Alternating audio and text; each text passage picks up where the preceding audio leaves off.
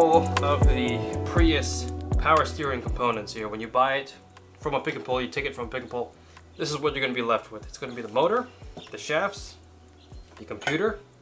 The input shaft will be in here. I kind of took everything apart just to make it easier to explain, and also because if you're going to do this, you're going to have to take it apart anyway. You're going to have to take it apart anyway. This is a pressed piece that fits onto this shaft. You pull that off. You don't really need this unless you want to reuse that for some mounting. You need this input shaft. You have the motor. You have the U-joints here, which you don't really need.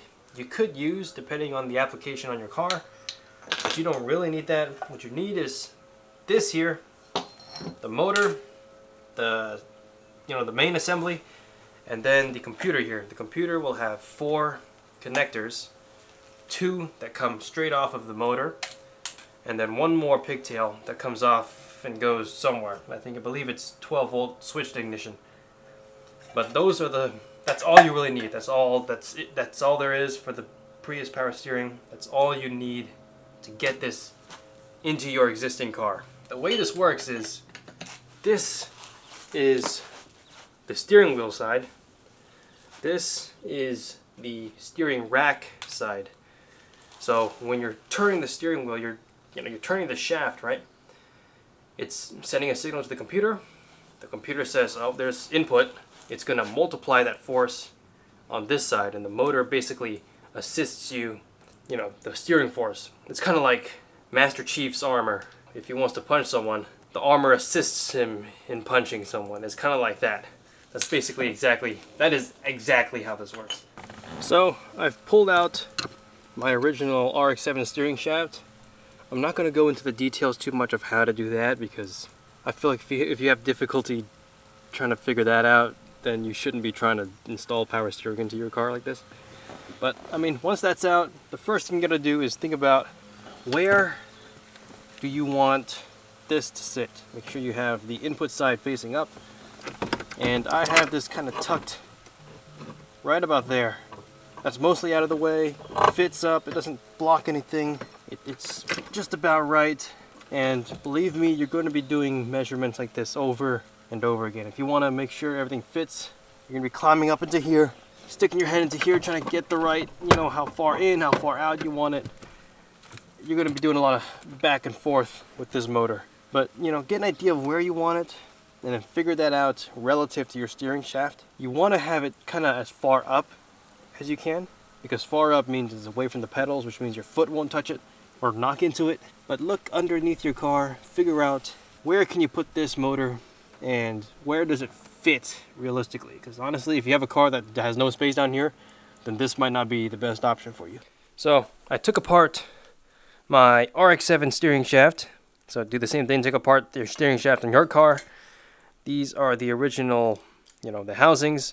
These are the original mounts. So you want to try and keep these and get an idea of where these go relative to the car, relative to the motor, relative to the steering shaft. But if we get this out of the way for now, you have the Prius power steering, and you have your original car's steering column. And you want to preserve the length of this. So measure this out from end to end. On my car, it's specifically 31 and I think 3/8, 31 and 3/8 inches. Get an idea of where you want the motor relative to the car, and I have it basically kind of mocked up where I want it. The motor's going to sit about there relative to the shaft, relative to the housings. And the way I will be doing this is I will be cutting this shaft right about there where I have that line marked. I'll be cutting this shaft right about there where I have that line marked. I'm going to be welding these together. So now this shaft is basically this long. That whole thing is going to go into here. This end of this shaft, I bought a coupling off of just Amazon, and I'll cut here and combine these two here, convert this into a DD shaft. And then basically what the goal is you are putting this in line with that. That is the main goal. If you want to take anything away from this video, it's that. You want to try and put the motor right in between your steering shaft, your original car steering shaft. So when you steer with this end, it's going to, work with the motor. The motor is going to multiply it and send it to the steering rack. That is how this works. That is the simplest way I can explain it. This is the part where you have to bring in your own creativity. This is the part where, you got to do your own fab. You have to figure out your way to do the couplings, figure out how much space you got, figure out, how are you going to use the mounting points. What I'm going to do is I'm going to cut this end off, press this back into this end, reuse this mount so then this end is supported. I'm going to cut this end, I'm going to reuse this mount, and it should still fit up in here. So then everything RX-7 on this end is reused, everything on RX-7 on this end is reused. The only thing that's new is kind of sandwiching the Prius motor in between the shafts. That is the simplest way I can explain this. Now that this is all cut up, this might be a little bit easier to explain. So this is the steering wheel side of the car. This is the Prius shaft. This goes, I'm not going to put it all the way in, but that goes into there. This is the FC shaft. So this is going to go just like that. And this is going to be welded on. This is going to slide down. This is basically going to slide over that. I think I have to cut this a little bit short. But this will be going onto there. And this is basically sandwiching the FC side, this side, with the Prius shaft, or the Prius motor in between. So next thing to do is just to weld these two shafts together. So after cutting everything out, this is what I came up with. There's a right angle in each piece, and they kind of mesh together like that. So that's mechanical safety number one, I guess. And then I have this thick steel sleeve and securely keep both pieces together, kind of like that. And everything here is going to get welded up. That'll kind of tie everything together, and that'll be, what's keeping my steering shaft together. That should be more engineered than most setups out there. I believe most people, they just either use a coupling or they weld things together. But this will have, the mechanical safety and the sleeve.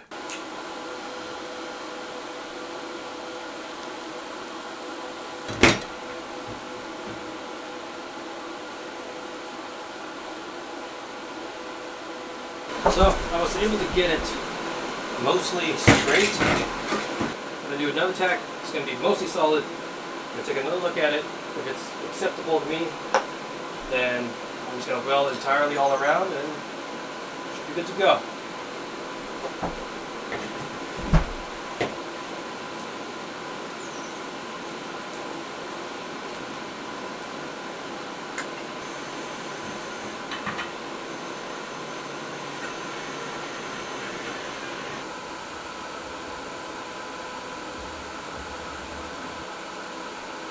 I'm just going to let this cool down, maybe sand off some of the welds, and then I'll slide that sleeve over, and we'll weld the sleeve directly onto this. That's looking pretty good. So I was able to get the sleeve on. I'm also going to do a pin weld here, and I'm going to weld along this line, these lines, and the circumference of the shaft, and this should be a little bit overkill, but it should be more than enough to support the strength of the steering shaft. Okay, so here's the finished input shaft. This will slide right into that. Then I have my FC shaft and housing here. And what's going to happen is this is going to fit right over just like that, and I've tested it out in the car to know what kind of angle I want this motor mounted, and I've kind of marked it out on here, which is about right there. So that's the angle that this is going to mount, and then the rest of the shaft we're going to do tomorrow, because the coupling that I ordered comes in tomorrow. That's going to be a lot less fabrication heavy compared to this end, but at least this end is solid And everything is together and looking good. It's also a good idea to think about protecting the motor from heat.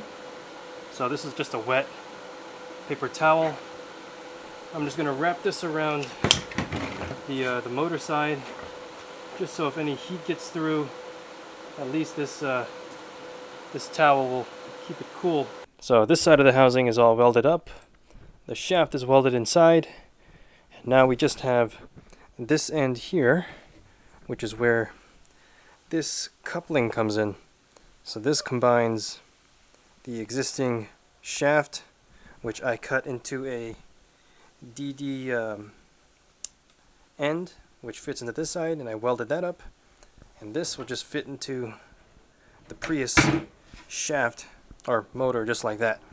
This Prius shaft is 11/16 by 36, and the total length for this whole thing should be basically exactly like the original, which is 31 and about 3/8 length. This housing is cut and it slides just right over back into the rack. When it comes to wiring, all you need is this original pigtail here. This is what you get your 12-volt switch to, which is the single black wire in the corner there. These are just the original harnesses that go into the slots here and here. And on the other end is your main power and ground, which you just wire straight to the battery. So this is my setup here. I have a ground cable just hooked to some random bolt. This is the Prius harness here, power and ground. I have power going to this little fuse box, and then the fuse box wire runs through the firewall following the chassis wiring, and that goes right to the battery. So it's literally just power and ground. Power to the chassis, ground to the chassis, power to the battery. Make sure you have the power wire fused, because you don't want to end up catching your car on fire. On my RX-7, I was able to pull the wire straight through here, and I kind of ran it tucked all around into the battery. So this just goes straight to the battery, straight to the harness, and that's all 8-gauge wire. That is about how simple this wiring is. It's just power, ground. This is a motor side, this is motor side, and then the single wire here is your switch power. I mean, it really is that simple. It's just take your old shaft, your original shaft, cut a section out of it, fit the Prius motor inside, get all the couplings to make sure it fits, and then just line everything up and then bolt it back in, which is exactly what I'm about to do right now. You do also have to find a place to mount your Prius power steering computer. I was able to find some bolts underneath here, and it sits kind of just right up in there, kind of out of the way. Yeah, now is the final fun part, which is getting everything back together. Okay, I was getting a little worried. I was like, everything fit up perfectly when I was doing it earlier. Wonder why it's not coming together now. But we're good. We Pooch. And you do want to mount the motor as far back as you can, just so it's out of the way of the steering wheel and whatnot. But it looks like everything is coming together really nice. Make sure your wires go where they need to. The motor's nice and tight, out of the way of anything. I have wires all tucked up above it. ECU will go just right back here. Okay, so before I tighten everything up completely, I want to just hook up the ignition switch, plug out all the power in, and then switch it on and see how it is, just to make sure everything doesn't catch fire. Nope. Okay, well, this should be good to go. Alright, so I've been kind of struggling with the wiring a little bit and getting the dang rack back inside, but I got everything figured out, I think. I got the wiring and the switch 12 up on a switch. You'll hear some relays and the ECUs clicking, and then give it like 5 seconds and you got your power steering. And for reference, here's what it's like when it's turned off.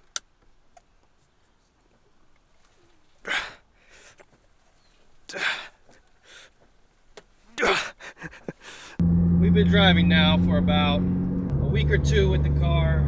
The steering is all in, everything is nice and smooth. I still have my exhaust rattling down there, which I don't know if the camera's gonna pick up. I wired up the signal wire to this little switch here. So I'm able to swap in between power steering and no power steering because, you know, the reason I took out power steering in the beginning is because, you know, this car just feels dull without any power steering. It just absorbs all the bumps. There's no road feedback, and this might be new knowledge to some people, but you could feel your car's grip and traction through the steering wheel. And with the stock steering and the stock power steering is that you lose a lot of that feel, and you gain a lot when you remove power steering and you go manual steering. Of course, the downside is, you know, you can't turn as well, you can't handle as well, just because it's a lot more difficult to turn the wheel. But well, now I have both. I have power steering for when I feel like being lazy, and I have no power steering for when I want to drive like a real man. The only thing is you could feel the dampening a little bit from you turning the motor underneath the car, because now the shaft is connected to a motor, but you still retain a lot of that road feel. So if I want, I got no power steering, which is still a pain in the ass, or I could put this on. The motor takes maybe 5 seconds, and give me a second. There it is. Now you got power steering, easy. And there's no extra load on the engine, or there's a tiny amount of extra load, but it's not like hydraulic power steering with a belt where, you know, you're turning full lock and your engine is like dropping in RPMs, like 200 RPM. But everything works super smooth. Everything is really like seamless. There's no binding up. There's no nothing. Everything connects right back up. Everything mounts back up. We're about to head to a car meet with the boys. So I'm going to go ahead and conclude the video here. Thanks for watching. I hope you learned something from this. I'll see you next time. Bye. Goodbye.